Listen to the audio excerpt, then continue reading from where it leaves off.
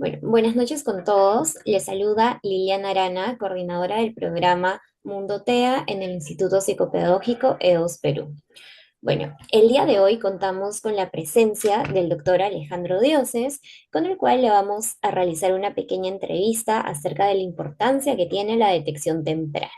¿Sí? El doctor Alejandro Dioses es licenciado en Psicología y Educación, tiene magíster y doctorado en Psicología. Además, cuenta con un diplomado en necesidades educativas especiales y prácticas inclusivas en el trastorno del espectro autista.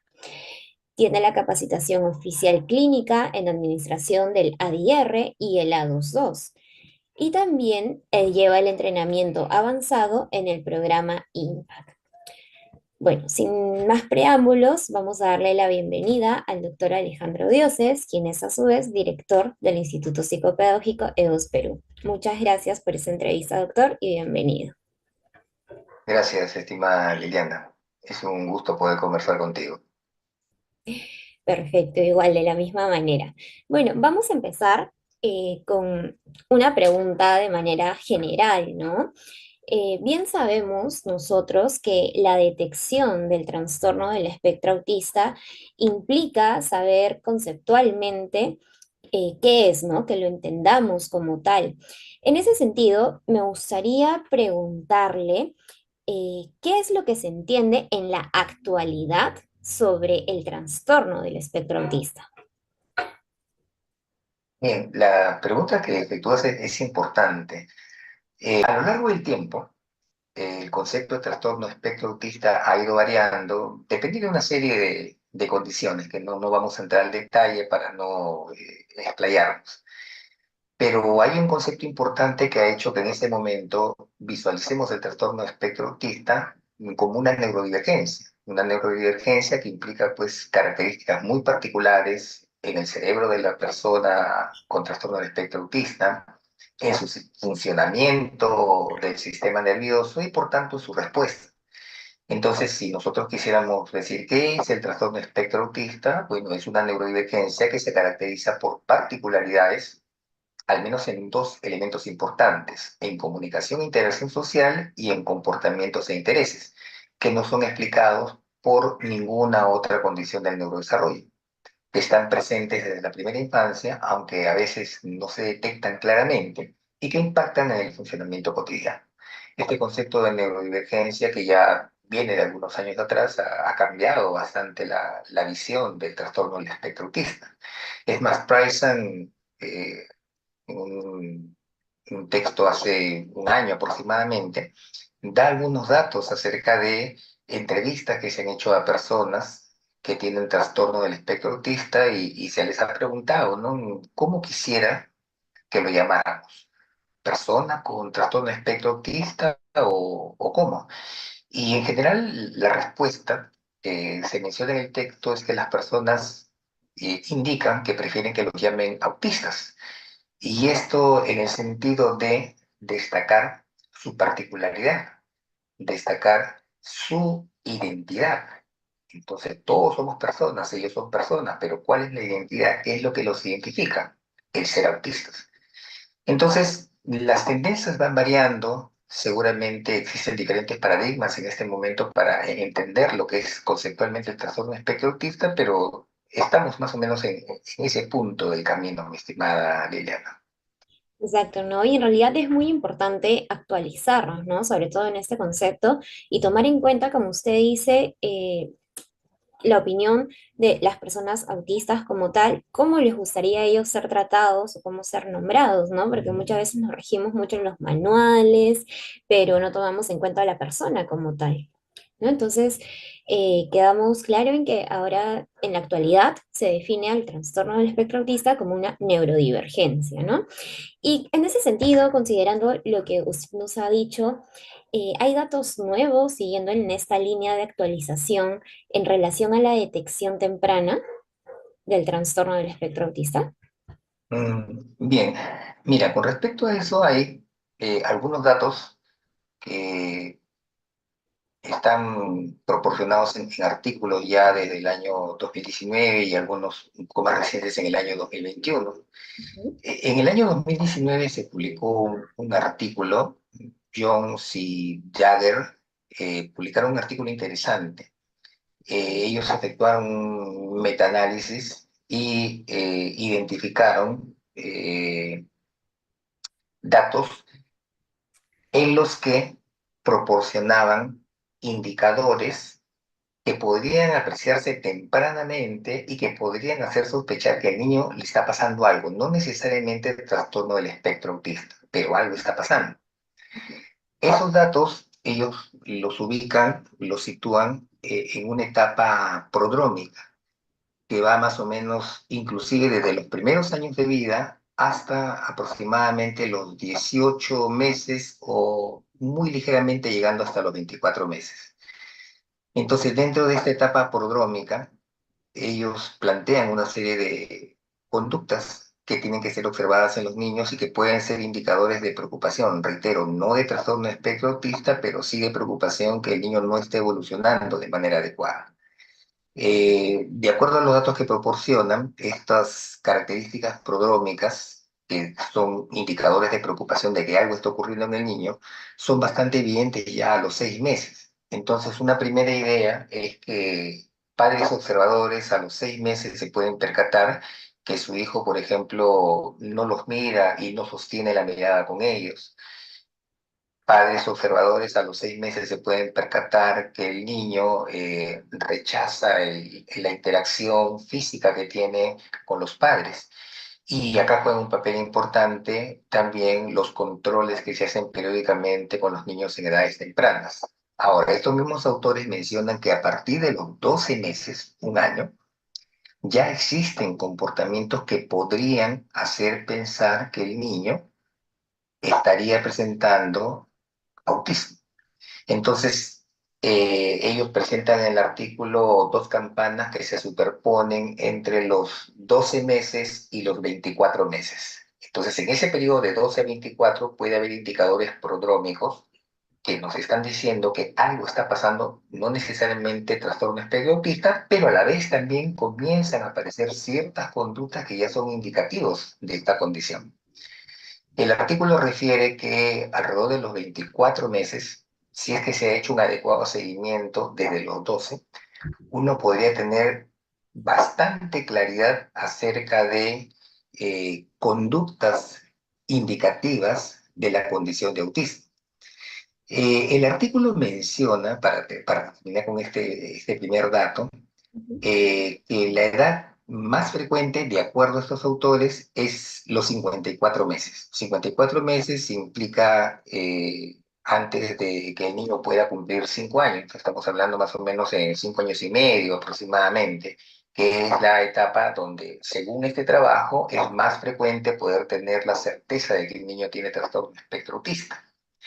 Ahora, existe un trabajo más reciente que fue publicado en el año 2021, es también un metaanálisis, es una revisión sistemática, es una revisión sistemática donde se recogen datos desde el año 2012 hasta el año 2019. La cantidad de datos que se recogen corresponden a 35 estudios muy, muy, muy seleccionados en 35 países, coincidencias son 35 estudios en 35 países y la cantidad de sujetos que aglutinan todos estos estudios es de aproximadamente 66.900, casi 67.000 casos, en los que se revisa cuál es la edad media en la que se diagnostica trastorno espectro autista. En ese estudio de Van Hoff, que es el autor, se menciona que la edad media son los 60 meses y décimas, ¿no? 60,4 menciona, que es la edad promedio, entonces estamos hablando de 5 años. Pero la investigación, el artículo también menciona que hay un intervalo de confianza del 95% que puede fluctuar, o que fluctúa, mejor dicho, entre los 50 meses y 70 meses. Entonces, resumiendo, de acuerdo a este estudio, a medida que han recolectado datos, la edad promedio en la que puede haber bastante certeza de que el niño presenta trastorno del espectro autista fluctúa entre los 50 meses y los 70 meses. Ahora, quiero destacar algo. No es que se tenga que esperar a esa edad. En esa edad es donde se tiene certeza. Ujú. Y la idea de esta certeza es si se ha venido haciendo un estudio, un monitoreo previo de estos comportamientos. Entonces, ¿qué es lo mejor en realidad para tener la certeza de que el niño tiene trastorno espectro autista? Evaluaciones, estudios sucesivos. Un primer estudio donde encontramos indicadores, correcto, hay que intervenir, hay que monitorear. Una segunda evaluación, bien, al cabo de tiempo que termine el profesional, a veces de 6 meses a 12 meses, y vemos si las conductas se siguen presentando. Se siguen presentando, se vuelve a trabajar, a intervenir, se hace un monitoreo, una nueva evaluación, y probablemente allí podamos tener la certeza, pero eso, reitero, no implica que los indicadores no se estén observando desde mucho antes. Ahora, quiero destacar un dato más para terminar con esta pregunta que me has efectuado, estimada Liliana.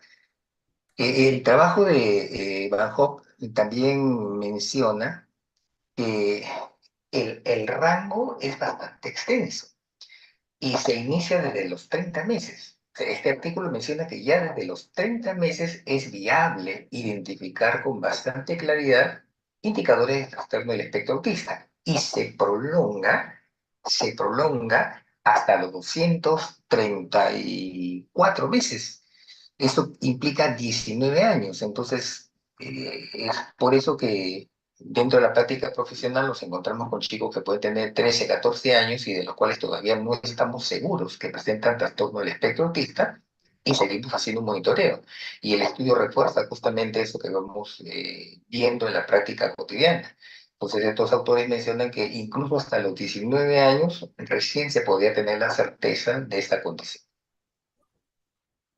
Es muy interesante, ¿no? Porque muchos piensan también que a veces es, no, mi hijo lleva un desarrollo normal o a veces los papás dicen, yo era así también cuando era niño, ¿no? También es una frase muy escuchada, ¿no? Que decimos, yo era así cuando era niño y van retrasando todo ese proceso de diagnóstico, ¿no? De ver eh, esa sospecha, ¿no? Que se tiene cuando un niño puede tener autismo o no puede tener autismo, ¿no? Y referente a ello, hablando, me gustaría saber más o menos cómo se da este proceso diagnóstico, ¿no? Cuando el diagnóstico temprano, mejor dicho, cuando se sospecha que un niño tiene autismo. Bien, mira, el diagnóstico temprano es importante y esto implica tener en cuenta que el diagnóstico no solamente es decir si tiene o no tiene autismo. Ujú, El diagnóstico es todo un proceso. Y generalmente, este proceso es un proceso de tipo deductivo. Para poder efectuar el diagnóstico se necesita un equipo de profesionales que va a tomar un conjunto de decisiones. Esas decisiones parten de información, de datos conceptuales que el equipo tiene. El equipo tiene datos conceptuales como qué cosa entiendo por trastorno espectro autista, qué entiendo por autismo. Bien, ¿cuáles son las características que debería tener un niño de tal edad del que se sospecha tiene trastorno de espectro autista? Entonces, uno parte de eso y a partir de esos elementos, entonces el equipo va a tomar una decisión utilizando estos conocimientos especializados que acabo de mencionar, pero además la experiencia clínica del equipo. Por eso se necesita un equipo, no una sola persona. Entonces, la combinación de estos conocimientos especializados, de la experiencia clínica y del contexto en el que el niño se encuentra, porque evidentemente no es igual efectuar este proceso con un niño de una zona urbana marginal, que no ha tenido estimulación, cuyos padres no han estado atentos al proceso de desarrollo del niño, que otro pequeño que ha tenido estimulación, que ha tenido una familia que ha estado atenta pues, a la evolución. Entonces hay que ver cuál es el contexto en el que se va a efectuar este proceso de diagnóstico. Entonces este proceso va a implicar, uno, recoger información. Vamos a recoger información primero para ver si el niño presenta los indicadores que conceptualmente debería tener una persona de la que se sospecha tiene autismo. Y además de eso voy a recoger información acerca de los puntos fuertes que el niño tiene, las fortalezas que el niño tiene a nivel cognitivo, a nivel de lenguaje, a nivel social, y también de aquellos puntos débiles que el niño puede estar presentando en alguna de estas dos áreas. Entonces voy a recoger información acerca de los indicadores que me van a decir si tiene o no autismo y del perfil general del niño.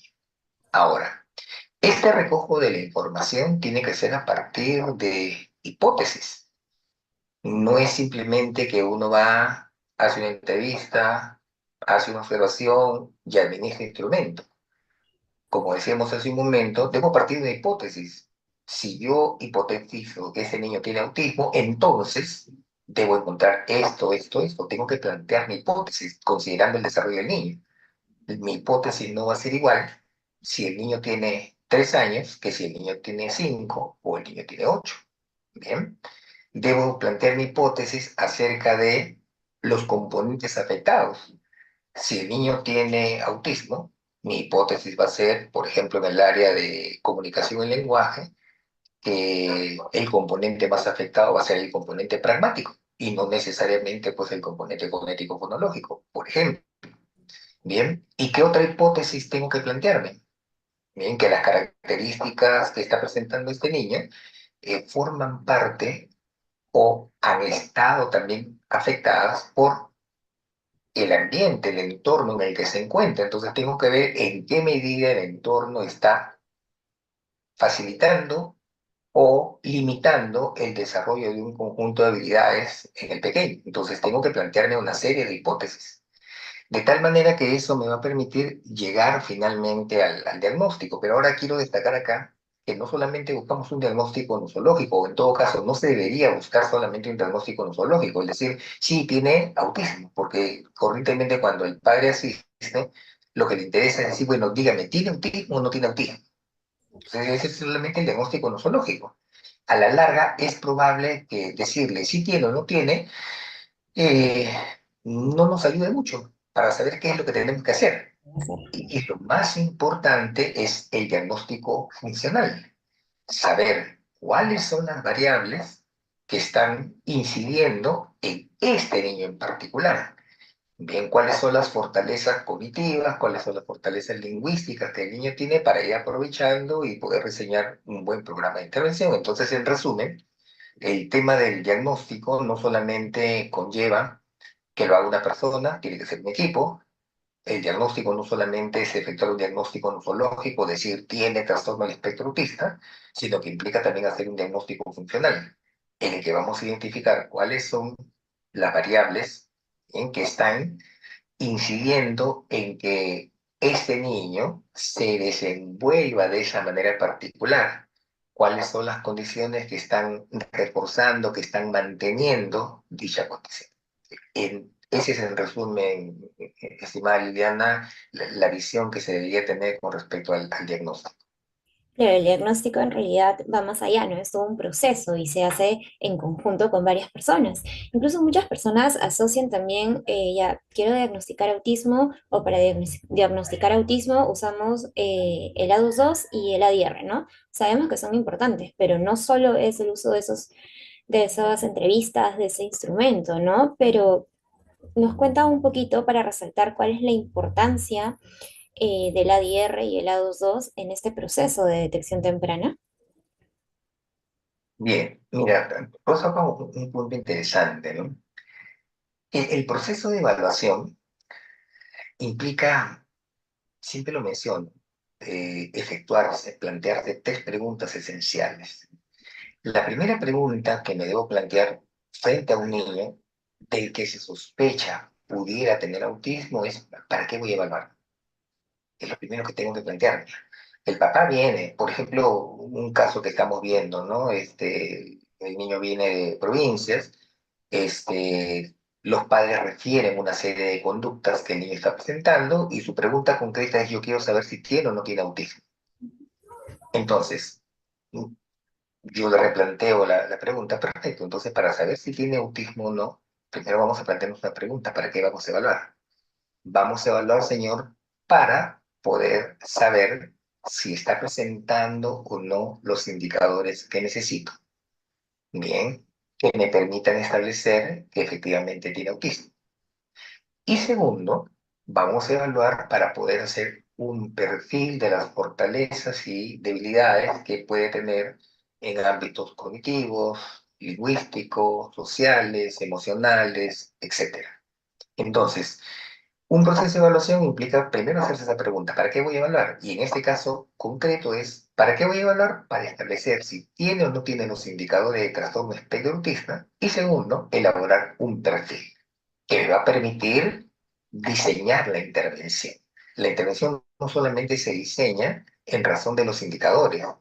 Para el diseño de la intervención debo tener muy en cuenta el perfil del niño. Esa es la primera pregunta. La segunda, antes de llegar a inquietud concreta del ADR y el AO2, la segunda es ¿qué voy a evaluar? Entonces, ¿qué voy a evaluar? Para mi primera pregunta, ¿bien? ¿Correcto? Mi primera pregunta dice ¿para qué? Para saber si tiene o no los indicadores. Entonces, ¿qué cosas voy a evaluar? Voy a evaluar justamente si existen, si están presentes o no estos indicadores. Entonces, de acuerdo al manual, los indicadores hacen referencia a deficiencias en la comunicación, en la interacción social. Hay una serie de criterios, bien, debe cumplir todos en este primer grupo de indicadores de A. En B, voy a evaluar los patrones restrictivos, repetitivos del comportamiento, intereses restringidos. Debe cumplirme cierto número de indicadores. Esos son los elementos que me van a decir a mí si tiene o no tiene trastorno espectro autista, pero adicionalmente el manual también me indica que debe cumplir algunas otras condiciones. Debo establecer que esos indicadores, deficiencias en comunicación e interacción social y patrones restrictivos, bien, de comportamiento, intereses restringidos, deben estar presentes desde la primera infancia, desde el inicio del desarrollo. Y además que deben causar bien un deterioro clínicamente significativo. Eso es importante, muchas veces no se tiene en cuenta. A veces el niño puede estar presentando algunas conductas, pero no generan un deterioro clínicamente significativo. El niño sigue interactuando, el niño juega, el niño participa. Y la última condición que pide el manual es que estas alteraciones no se expliquen por ninguna otra condición. Entonces, si presenta todos esos elementos, podemos decir si el niño tiene trastorno del espectro autista siguiendo la norma del manual del DSM-5. Y hay que establecer si el nivel de ayuda que requiere es de grado 1, de grado 2 o grado 3. Bien, entonces eso es lo primero. Estamos en esta segunda pregunta. ¿Qué voy a evaluar? Esto es lo que voy a evaluar. Y lo siguiente que voy a evaluar es recoger información para el perfil. ¿Y qué necesito para el perfil? Necesito algunos elementos que a veces no se tienen en cuenta. Por ejemplo, evaluar intersubjetividad, que es sumamente importante para poder luego intervenir con el niño. ¿Qué más necesito evaluar si son niños pequeños? Gestos, por ejemplo, es algo que corrientemente no evalúan ni los psicólogos ni las personas que hacen lenguaje. Entonces hay diferentes tipos de gestos que tenemos que ver para darnos cuenta si hay un sistema de comunicación o no. Gestos de hípicos, gestos simbólicos, gestos icónicos. Luego, ¿qué más tendría que evaluar? Estamos en esa pregunta, ¿qué evalúo? Para el perfil, evalúo comunicación, funciones comunicativas, ver si hay la función informativa, regulativa, fática, emotiva, etcétera. Tengo que evaluar también el lenguaje propiamente dicho, el lenguaje estructural, sobre todo el tema de pragmática. Y luego, de acuerdo a las características que esté presentando el niño, seguramente vamos a evaluar también otras áreas, el aspecto conductual, el aspecto emocional, conducta adaptativa. Y la tercera pregunta para responder lo que me has preguntado, Liliana, es ¿cómo voy a evaluar? Recién después que he determinado para qué voy a evaluar. ¿Qué voy a evaluar? Viene el cómo voy a evaluar. En el cómo voy a evaluar, las dos herramientas esenciales son la entrevista y la observación. Y luego vienen algunos instrumentos complementarios. Es aquí donde el ADR y el ADO2 aportan enormemente. El ADR es una entrevista estructurada, una entrevista sistemática.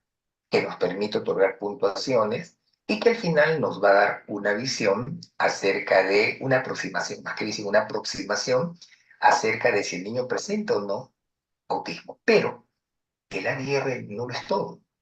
Si uno no tiene una experiencia clínica, el ADR no le va a ser útil. O sea, el ADR es útil en la medida que tenemos un profesional que tiene experiencia, un equipo que tiene experiencia. Entonces, este ADR es una entrevista muy buena que está cubriendo esa primera área. Y el A22 son un conjunto de actividades sistemáticamente ordenadas para ir identificando cada uno de esos indicadores. Entonces, ¿qué permite el A22? El A22 permite observar, que es el otro, la otra herramienta esencial dentro del diagnóstico de autismo, la observación. Entonces, el ADR nos da, perdón, el A22 nos da toda una secuencia de actividades en diferentes áreas para yo poder observar. Y nuevamente, igual que en el caso del ADR, un A22 no me va a ser útil si yo no tengo experiencia clínica. Entonces, puedo tener un A22, pero no sé lo que voy a mirar con exactitud, si no manejo conceptualmente una serie de términos, lo que hemos conversado hace un momento, por ejemplo, intersubjetividad, entonces es difícil que yo pueda ir analizando las respuestas y el desempeño que el niño tiene. Entonces, entrevista, ADR, observación, nos ayuda el ADU2, y luego puede haber pues una serie de evaluaciones formales con instrumentos estandarizados y no estandarizados. Entonces, en resumen, ese es el papel que juega tanto el ADR como el AO2 como herramientas muy importantes dentro del proceso de diagnóstico. Exacto, ¿no? Pero hay que recalcar, hay que tener muy en cuenta que la evaluación no se basa solo en la aplicación de esa entrevista y de la prueba de la 2 ¿no? Sino que es mucho más, tal como lo he explicado, y tener en cuenta las preguntas previas y sobre todo la actualización, ¿no? Que es muy importante el marco teórico, como siempre nos recalca. Bueno, ya tenemos la evaluación, ya hemos hecho el diagnóstico y todo, le hemos dado ya el informe al padre. Y ahora dice, bueno, ¿y ahora qué hago? ¿Cuáles serían los primeros pasos después de recibir este diagnóstico? Bien, eh, mira, esta conversación que estamos teniendo, básicamente yo lo estoy visualizando un poco pensando en los padres, ¿no? Porque los padres de familia muchas veces no saben cuál es el derrotero que se sigue en un proceso de evaluación, de intervención en sus hijos, de los que se sospecha podrían estar presentando autismo. Seguramente muchos de los datos que estoy comentando, los profesionales que están inmersos en el día a día con autismo, los manejan bien. Me interesa mucho el tema de los padres. Y por eso, en tu pregunta, quiero enfatizar en lo siguiente, ¿no? Fíjate, una vez que se ha efectuado el proceso diagnóstico, ya tenemos el dato de que el niño está presentando trastorno espectro autista, es importante intervenir, pero acá hay una cuestión importante. No voy a esperar, no se debe esperar a que tenga el diagnóstico escrito en el informe trastorno del espectro autista. Basta con que existan indicadores para comenzar a intervenir. Eso es importante tenerse en consideración. Entonces, reitero, la intervención en un niño del que se sospecha tiene autismo no implica que esperemos que nos den el diagnóstico. Bien, tenemos que comenzar a intervenir apenas existen los primeros elementos de alarma. Y esa intervención implica que se base en evidencia científica. En este momento encontramos en nuestro medio, no solamente en nuestro medio, sino en muchas partes del mundo, encontramos una serie de datos en los que se ofrecen, una serie de procedimientos en los que se ofrecen, entre comillas, curar el autismo, lo cual no es cierto, para decirlo de una manera sencilla. No existen datos para muchos procedimientos que se ofrecen y que ofrecen sobre todo esto de, entre comillas, curar el autismo. De tal manera que cualquier intervención debe basarse en evidencia. Hay cuatro prácticas con evidencia que deberían tener cualquier modelo, cualquier sistema de intervención. Bien, ¿cuáles son esas cuatro prácticas con evidencia que los padres deberían tener en cuenta cuando buscan apoyo para sus hijos? La primera es que sea una instrucción, una intervención sistemática. Es decir, que haya un programa claro de lo que se quiere hacer. El padre debe recibir una visión clara. Estos son los objetivos que se buscan, estos son los procedimientos que se van a utilizar y que evidentemente han sido obtenidos a partir de la evidencia de investigación. Entonces, lo primero que yo sugiero es que los padres, las familias y los profesionales tengan una secuencia sistemática, ordenada, que vaya paso a paso. Eso es lo primero. La segunda buena práctica con evidencia es que haya una individualización de los apoyos, de las ayudas del programa. La individualización no implica que se trabaje con un solo niño. Habrá momentos en que se tendrá que hacer así, pero también hay momentos en los que se tiene que trabajar de manera grupal. Pero aún con un trabajo grupal, tiene que haber una individualización de los apoyos. Están en un grupo, habrá niños que necesiten posiblemente mucho más apoyo con pictogramas y otros no lo necesiten. Habrá niños que necesitan mayor apoyo dándoles el modelo y otros niños no lo necesitan. Habrá niños que necesitarán más ayuda, que consistirá en reiterarle la instrucción y otros no la necesiten, aunque estén en el mismo grupo. Entonces, ¿qué cosa es importante? Que haya una individualización de los apoyos. El padre debe saber claramente qué tipo de apoyos se le van a brindar a mi hijo. Instrucciones, modelos, apoyos gráficos. La tercera buena práctica con evidencia es que el entorno tiene que ser comprensible, tiene que ser estructurado. Y los niños con trastorno del espectro autista tienen varias características comunes. Muchos de ellos son poco flexibles o son muy lentos en los cambios, bien, para pasar de una circunstancia a otra, de una tarea a otra, bien. Si el ambiente no está lo suficientemente organizado, el niño con trastorno espectro autista muchas veces lo puede sentir amenazante y vienen muchas conductas disruptivas. Entonces el niño autista debe saber qué esperan de mí. Y a su vez el niño autista debe saber qué me vas a dar tú. Hace una semana o 2 semanas estaba en el programa y estábamos con un grupo de niños y se planteó una tarea. La tarea fue algo que surgió en ese momento y no se dijo claramente lo que cada instructor tenía que hacer. Entonces lo que pude observar en ese momento es que, claro, cada uno trataba de individualizar el apoyo, pero se hizo un bullicio y lo que observé es que los niños se desorganizaron. Entonces se paró la actividad, se planteó el apoyo va a ser de esta manera, con un volumen bajo, con ciertas características, la corrección se hizo en 30 segundos y luego se retomó la actividad y funcionó muy bien.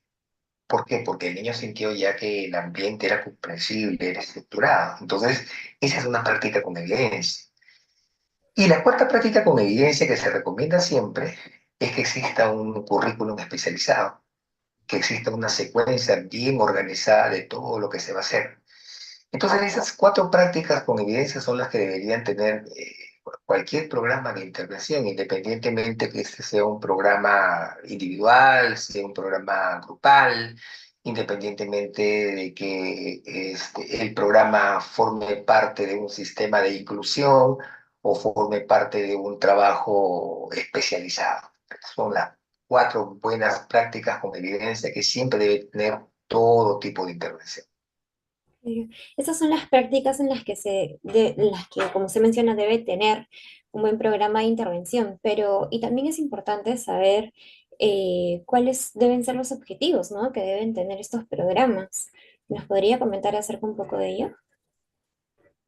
Claro, mira, hay que diferenciar entre los objetivos de aprendizaje que se van a ir teniendo para cada uno de los niños, que van a ser muchos porque van a ser pues individualizados.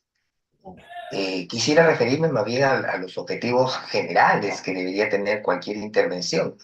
Ujú, Bien, reitero, esta intervención ya sea en un sistema de educación inclusiva o en un sistema de educación personalizada, pero debería apuntar a ello, ¿no?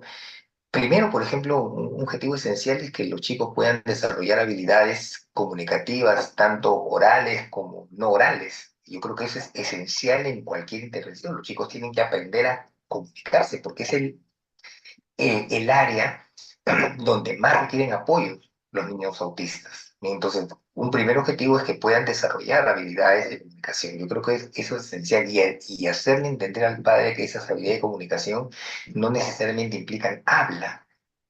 Cualquier sistema que les permita a los niños comunicarse y entender la comunicación de las otras personas. Eso es lo primero, creo. Para mí es esencial el tema de comunicación.